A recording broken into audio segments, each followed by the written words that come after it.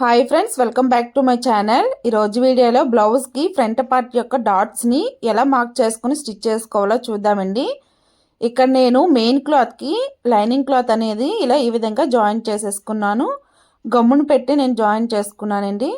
ఇలా ఈ విధంగా రెండింటిని మనం జాయిన్ చేసుకున్న తర్వాత ఇప్పుడు వీటి రెండింటిని ఇలా ఈ విధంగా సమానంగా పెట్టుకోవాలి.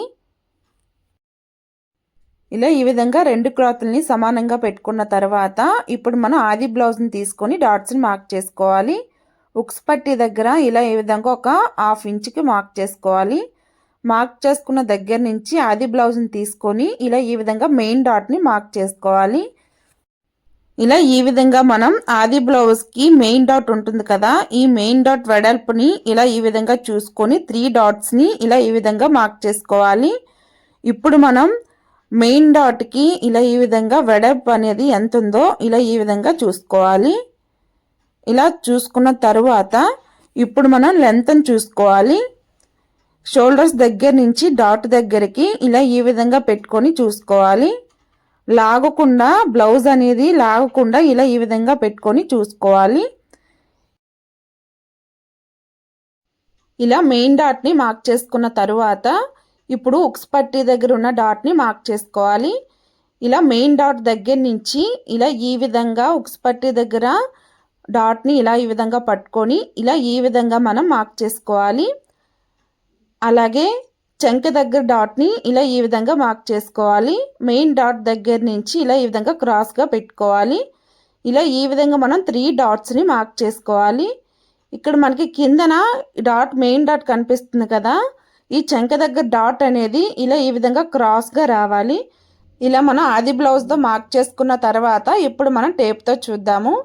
టేప్తో చూసుకుంటే మనకి ఫ్రంట్ పార్ట్ లెంత్ అనేది 14 ఇంచెస్ వచ్చింది కదా, మెయిన్ డాట్కి 11 ఇంచెస్ మార్క్ చేసుకోవాలి.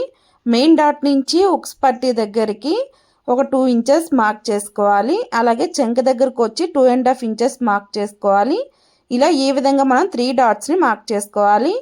అలాగే కిందన ఉక్స్ పట్టీ దగ్గర నుంచి మెయిన్ డాట్ దగ్గరికి 2.5 ఇంచెస్, అలాగే మనకి ఉక్స్ పట్టీ దగ్గర 2.5 ఇంచెస్ వచ్చింది. ఇలా ఈ విధంగా టేప్తో మార్క్ చేసుకున్న తర్వాత ఇప్పుడు కత్తిరి తీసుకొని ఇలా ఈ విధంగా పెట్టుకుంటే మనకి కిందన డాట్స్ అనేవి పడతాయండి.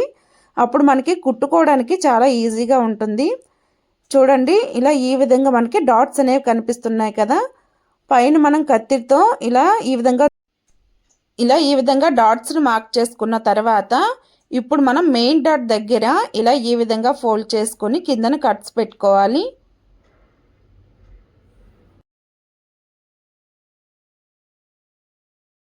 అలాగే పట్టీ దగ్గర డాట్స్ కూడా ఇలా ఈ విధంగా కట్స్ని పెట్టుకోవాలి.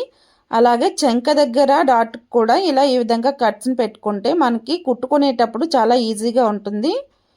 ఇలా ఈ విధంగా మనం 3 డాట్స్కి కూడా కట్స్ని ఇచ్చుకోవాలి. ఇప్పుడు మనం ఎలా స్టిచ్ చేసుకోవాలో చూద్దామండి. ముందుగా మనం మెయిన్ డాట్ని స్టిచ్ చేసుకోవాలి. దానికోసం ఇలా ఈ విధంగా మనం కట్స్ని పెట్టుకున్న దగ్గర నుంచి డాట్ దగ్గరికి ఇలా ఈ విధంగా ఫోల్డ్ చేసుకొని ఇలా ఈ విధంగా క్రాస్గా కుట్టుకోవాలి. అలాగే పట్టీ దగ్గర ఉన్న డాట్ని కూడా సేమ్ ఇదే విధంగా కుట్టుకోవాలి.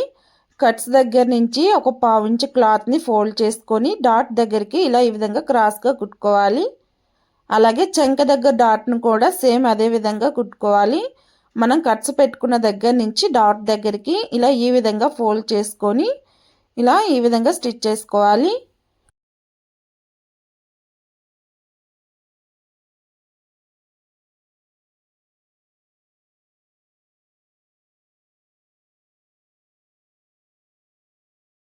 ఇలా ఈ విధంగా మనం డాట్స్ని మార్క్ చేసుకొని స్టిచ్ చేసుకుంటే చాలా ఈజీగా ఉంటుందండి. డాట్స్ కూడా పర్ఫెక్ట్గా వస్తాయి.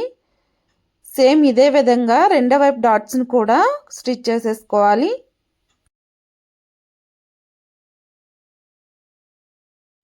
ఇలా ఈ విధంగా మనం డాట్స్ని కుట్టుకునేటప్పుడు ఇలా ఈ విధంగా మార్క్ చేసుకొని స్టిచ్ చేసుకుంటే డాట్స్ అనేవి పర్ఫెక్ట్గా వస్తాయి.